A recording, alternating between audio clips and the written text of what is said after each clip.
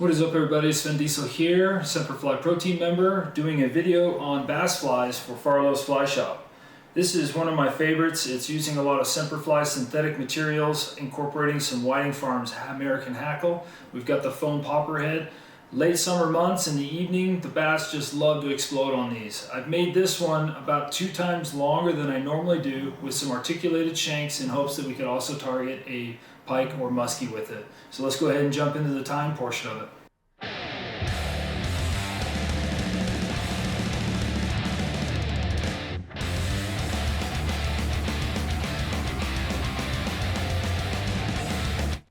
Alright, we're going to start here with a 15 millimeter shank in the vise. We're going to make sure it's secure with the ping test, and for our thread we're going to be using Semperfli 6/0 classic waxed in black. You can use whatever color you're confident in, but we're going to go ahead and close this shank with about 5-6 wraps and then trim out that tag end. As a habit of choice, I always super glue these shanks closed once I wrap thread over it. It's a good habit to be in.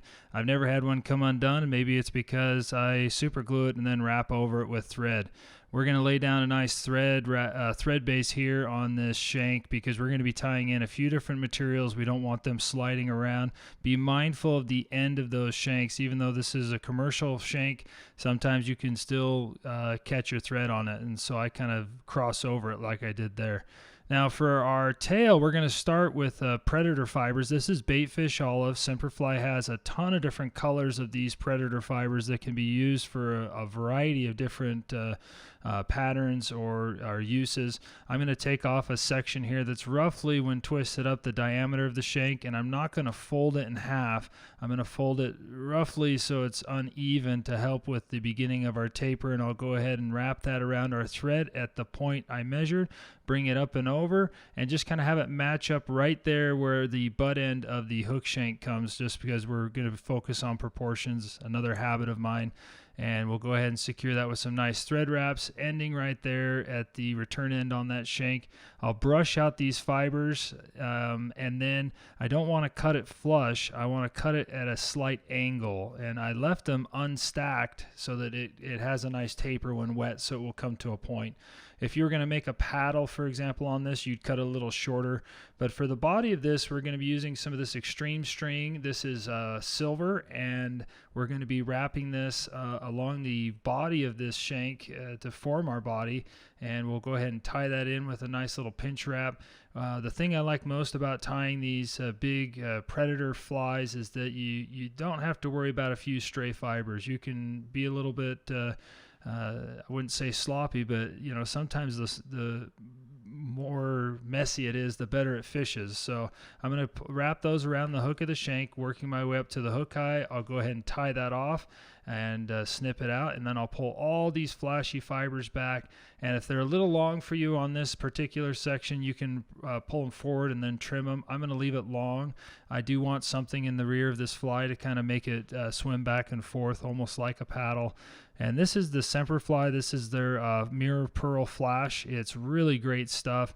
I'm going to take off about 6 or 7 pieces here. I'm going to cut it off, and we're going to basically use the flying V around the thread. So I'm going to fold it in half around the thread, and then have them kind of on each side of the top of the hook shank so that they're going down each side, but still on the top. And then I'll go ahead and trim them just a smidge shorter than our longest predator fiber for the tail. So we're into this quite a bit now. We're going to be using a lot of these materials throughout the fly. The other material you need is some American hackle. This is a great saddle. This is a rooster. It's going to be longer fibers. This is grizzly chartreuse, one of my favorite for bass flies. And so we're going to pull off a feather here to kind of start our tail, and I'm going to match up right here so that's about the same as the longest predator fiber. I'm going to tie it in right here on my side on the upper portion of the shank. I'll tie most of my feathers in on the upper portion of the shank. If anything, I'll have it kind of curving upwards, and we're going to tie in 2 on each side, and I'll just flip my vise over and tie in 2 on the other. And you want them to be so that you've got a very, very at this point dry a profile, but it's narrow in width, so that kind of sucks it together, forms a nice tail. And now I'm going to take another piece, notch the top, tie it in, and then here's where you could spend a half hour wrapping this around, but I'm just going to start, get most of the fibers going backwards, and then as I come up and over, I'm just going to pull those fibers back the best I can each wrap. And if you're more comfortable folding them in half and doing it that way, go ahead and do it. We're trying to get 90 to 95% of these going backwards on each wrap, and you'll get to a point where it's just folding backwards on the back side of the feather, the stem's laying down, and then you just start wrapping. It takes about 1 to 3 wraps to get it so it's going, and once it starts going, just keep going all the way to the hook eye. And then a really important factor when doing these is crowd the hook eye. You're not going to hear me say that very often, but especially here in the tail, we're going to really stack these these wraps right here on this hook eye of the shank, and we're doing about 3 to 4 more than I'm comfortable, and you can see how those fibers are starting to go backwards, and that's what you want. We don't want this to be a super high profile on the tail. Sometimes I'll wrap back over this, you know, so that they're matted down, but this is going to be a really nice tail at this point, and then we'll go ahead and just trim that out, do some thread wraps, build up a nice head, and then we will whip finish. Now, we just used the Predator fibers, the Extreme String, the Semperfli, and American Hackle. And guess what? We're going to be using that for each section, and we're going to be doing it in almost a similar order throughout the rest of the fly, but I like to put a little bit of UV resin on the thread wraps here just to make sure it's bulletproof. We're going to be going after some predators, and you know, they've got teeth, and the more I can do to make this a more durable fly, the better. But this is a really, really nice tail. As I mentioned earlier, if I was doing this for bass, this would be my tail, and I would attach it to the main hook, whether it was a 2/0, a 4/0. But for this, we're going to be adding the ability to go after some muskie or pike. And so I'm going to add a rear hook. This is an Arex TP 610. This is a size 1. And we're going to get it in our vise, get it nice and secure. And for all my articulations, if I'm not using a shank, I use this spider wire, and this is a 50-pound spider wire. So let's go ahead and get our thread started, and I will work my way back to the bin. And I do my articulations a little bit different. I've kind of got this tendency to go above and beyond, and so I actually double it up. And so you'll see here, this is the spider wire here. It's a 50-pound. It's, I don't know what you might have available where you guys are at, but it's basically a braided heavy-duty line. And we're going to fold it in half. And so we're basically doubling it over. Now, we don't have to worry about the tail coming out. And so the main hook will go through the hook eye to secure it. But for this, I'm going to stick both ends through the eye of the shank, and then lay those 2 spider wires on the top of the shank, not twisting them around, making sure that they're laying down on each side of the top of the shank. And then I'll work my way back down, and I like to go into the bend just a little bit, and then I'll bring those 2 fibers up, or the 2 wires up and over, and I'm not twisting them. So basically the one on the facing me goes up through the shank, and it goes back on my side. And then the opposing side is on the other side of the hook shank, going through the eye and on the other side. So they're not twisted, and you can see how right there they're lined up perfectly on the top of the shank. And now if you want, we can close that eye a little bit more. You can leave it open, but the key is super glue it. I use a lot of super glue when I'm doing these big flies, because if you're going to spend 60 minutes making this, you don't want it coming apart. And I think that super glue with the thread and bonding it to the hook shank and to that spider wire is key. So that's right there is about where I want it. A little bit of wiggle, a little bit of playroom in there, but that's just going to wiggle back and forth, and that's our tail. And so if I was doing this, like I said, for a bass, I would change the hook and we would be on the main last hook. But first step is we're going to use that Semperfli Extreme String in the silver. I'm going to tie that in, and we're going to be doing this process as many times as you want. The more times you do it, the longer it's going to be. Just remember, as you progress towards the front of the fly, you want to be getting bigger in proportions, and we'll use the predator fibers and the hackle to do that. This extreme string is already perfect as is, so we'll wrap this with touching wraps up to about the point of the hook. Just remember that when you're doing this game changer style, to keep your proportions similar. So whatever we do for the extreme string here, on the next section we want to do it just a little bit bigger, and then as we progress onto the next shank, a little bit bigger, and when I say bigger, I mean do more wraps. And so we'll secure that, tie that, cut it out, and then pull all these back and then wrap up and over them. This is where I was talking about creating these cones. You can see as I wrap back and over it, if I kept going backwards, it would flatten it. But I want it to have a little bit of profile. Use your bodkin. I'm using some of these Dr. Slick tweezers to kind of get this picked out. If you were super careful when tying this, you probably didn't trap fibers, but I definitely trap fibers when I'm doing it. Now for the predator fibers here, just be mindful each time you grab a section of this, grab a little bit more each time, because we're going to be building bulk as we progress through this fly. And I'm going to go ahead and trim these in half, and for this rear section back here, I'm actually going to trim it in half again.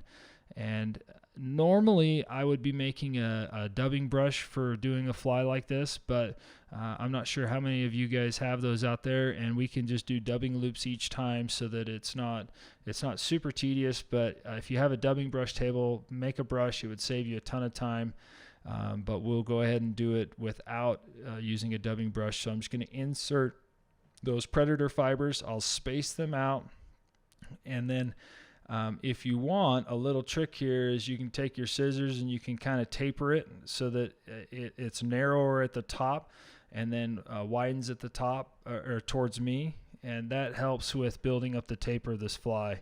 And so we'll go ahead and twist that up nice, and then I always like to brush these out. I've just got a little nylon brush here. You could use a copper or stainless steel if you have one of those, but the nylon's a little gentler on these fibers and gets the job done, and I don't have to worry about potentially breaking the thread or breaking the material or roughing it up too much. But we're just going to get as many of those fibers going backwards as possible as we wrap up and over with near touching wraps, and then as we get there, I'll go ahead and close that off. Wrap backwards towards the where our cone is going to begin. We'll trim out our dubbing loop end, and then here's where the fun part gets. We're going to be doing quite a bit of picking, so you just want to take this, be a little bit aggressive. If you want to brush it, that's fine too. The thing I like about these predator fibers, especially in this baitfish olive, is you never know how the color combo is going to turn out, because it's just a variety in there. It's a nice blend, and you can see how this is a different hue here, which will add different dimensions to the fly. And now we're going to use some of this American hackle. I'm going to size it up, and we're going to be doing quite a bit of the extreme string, the predator fibers, and then tying in this hackle and making a cone. You're going to do it on this hook. We'll do 2 sections of this. On each shank, I'll do 1 section, and then of course we'll build it up to the head. And so we're just going to wrap these hackle fibers with touching wraps, advancing it forward, trying to get as many of those fibers going backwards as possible. And this is the beginning of the profile that we're going for. You can see how this is slightly larger than the tail, and then of course the next section we're going to do on this hook shank is going to be a little bit larger, and then the next shank is going to be bigger, and you just want to progressively get bigger. So wrap back and over that, pull those fibers back. Don't be afraid to add a little bit of thread at this point, and you can see how that's just trapping those. You've got the extreme string showing the flash, you've got the predator fibers giving a little bit of structure, and then of course the hackle is giving a nice cone, a nice variation, and it's going to provide a nice segmentation and color. And so you just want to keep doing this, progressing forward. We added the next shank. Guess what? We're going to do the same process. Extreme string, and then on the predator fibers, leave them a little longer this time. Make sure you pick it out nice and good. And then we're going to on this upper section, I'm going to add some some shoulders here, so these will be veiled over the top of this fly. I'm going to add one on each side. You can add as many or as little as you want of these. I found that adding these in each section just makes it too much of a fly. And so you can see there we've got the hook we were working on before, the next shank section we're working on, and then of course you can add and build upon this for as long or as big as you want. But I think that this is kind of perfect. And of course, I forgot to mention the shank we have in the vise right now. This is a 20 millimeter. The 15 was for the tail. You could do a 10. It's all personal preference. I just like to go a little bit bigger on these. And we'll go ahead and trim out these hackle stems, and you can see how that just adds to the dimension of the fly. It's going to help with the how it swims. It's going to help with the barring. And then I also like to add a little bit of flash here on the top. And so the way I do that is I'm going to take off about eight or so pieces, and we will fold them in half, and I'll cut it, and then we will tie in about an inch going backwards, and then kind of space them out using our thumb, and then we'll fold them back over themselves. And so you can see that we've done our two loose wraps. I kind of spread them out between those two hackle feathers, and then I'll veil it back over the top. And they don't have to be even. If they are, that's great. I prefer it to be uneven, and so I'll just leave it as is. And you can see the further you wrap back, the more it's going to lay down. I want to have a little bit, have it standing up there at about a 30 degree, and then we'll end this shank section with a hackle cone, just tying that in and then wrapping it around. Remember to crowd the eye again. Remember, I'll never say that, but you want to try and get 2 or 3 more wraps of that hackle than you normally do, just to create that cone. And that's why we're adding the UV resin. Now we've got a Arex TP610. This is a 4/0. We're going to lay down some spiral thread wraps here. You could do touching wraps if you want. I like to add the spiral spaced out wraps, thinking it adds a little bit more grip to it, because we do not want to lose the rear section of this hook. And so I'm going to grab out this spider wire, a little bit longer piece this time, and as we do it, it's the same process. I'm going to fold it in half. But this time, since we have a rear hook that we're attaching to this main hook, and of course some shanks, I'm going to wrap this through the eye. That's something I like about these Arex hooks. They have a really, really large eye, and so I can wrap this braided spider wire through the eye and not have to worry about it being like too bulky that I can't tie my tippet or a leader to it. So we're going to go ahead and run this tag in down through the eye. And then of course I'll pull it down on the return, and we're gonna tie it all the way on the return. Just make sure you don't twist these up. Not a big deal if you do. It's just my OCD nature. I like to have them even along the entire top shank of the hook, and then returning, of course, corresponding, so that the one facing me on top is the same on bottom. And we'll go ahead and trim out that butt end. And so we can secure this more with some tighter wraps, but I wanted to get it in place. We'll keep these two on the top of the shank wrapping into the bend, and then we will attach our rear section now. And I'm starting to get a little nervous. I didn't leave much room there for the return end, but we'll make it work. So I'm going to wrap these up and through the section we've already tied.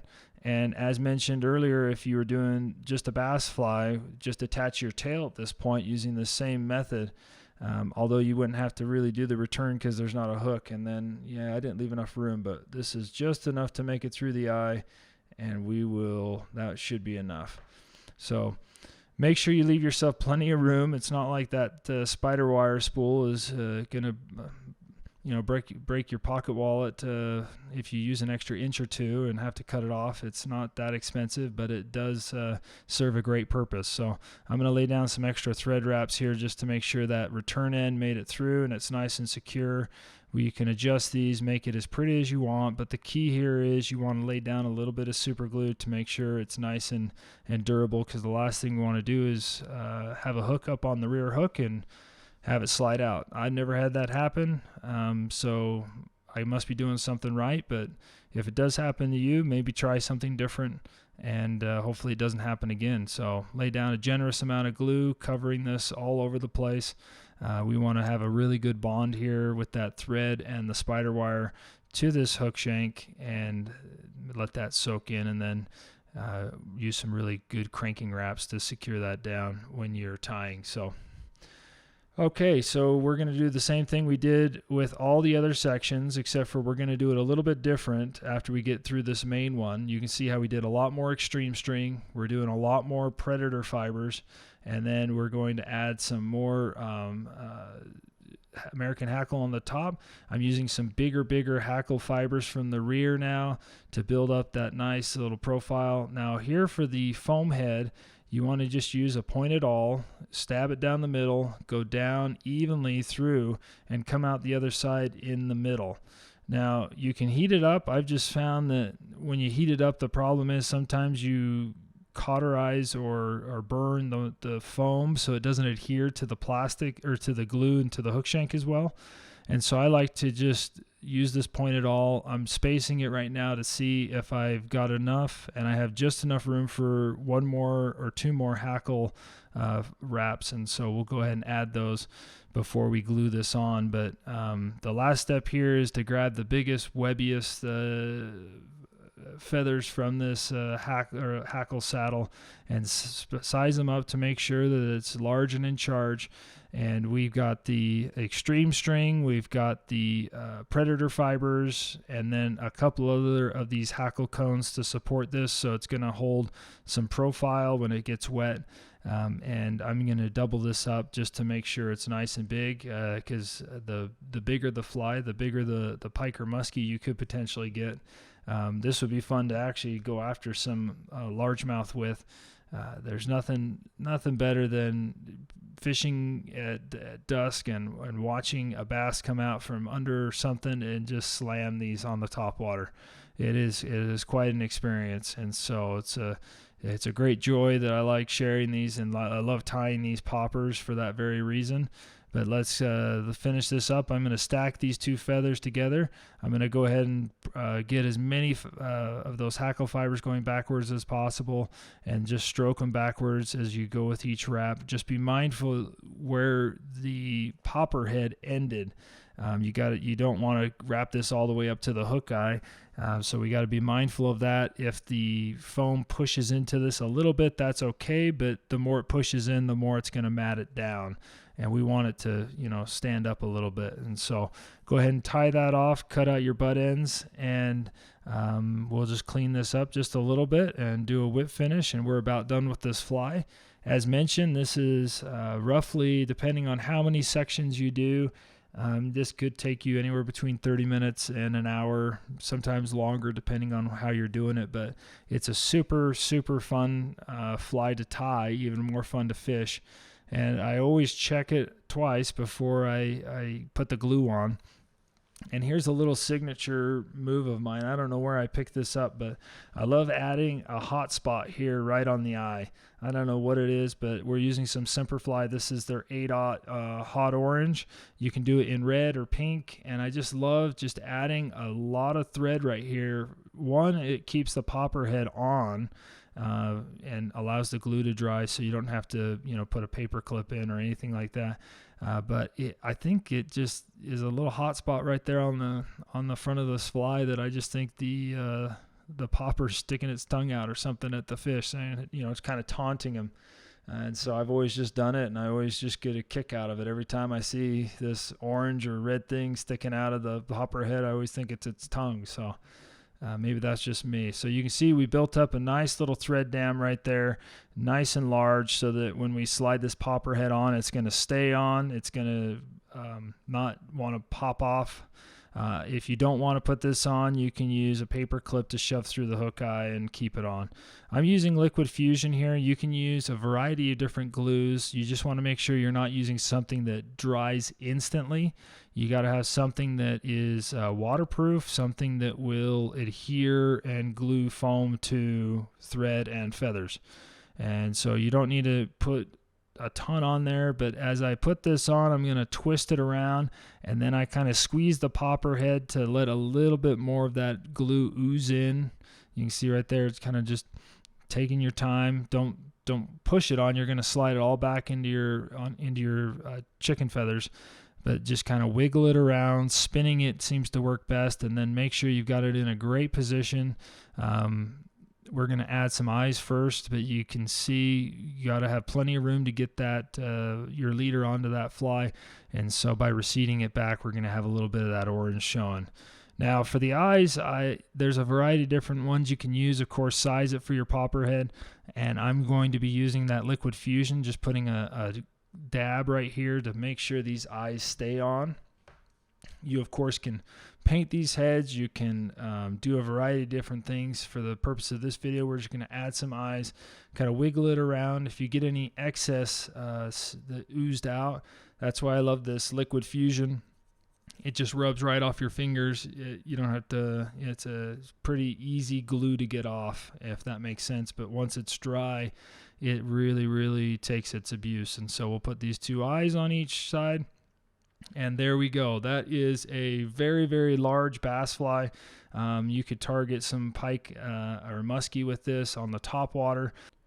Special thanks to Farlow's for letting me give me the opportunity to share my passion for topwater bass fishing with you, and Semperfli for making such amazing products that I can use and tie with. And hope you guys have a great time and hopefully learn something, and I'd love to see what you catch with it.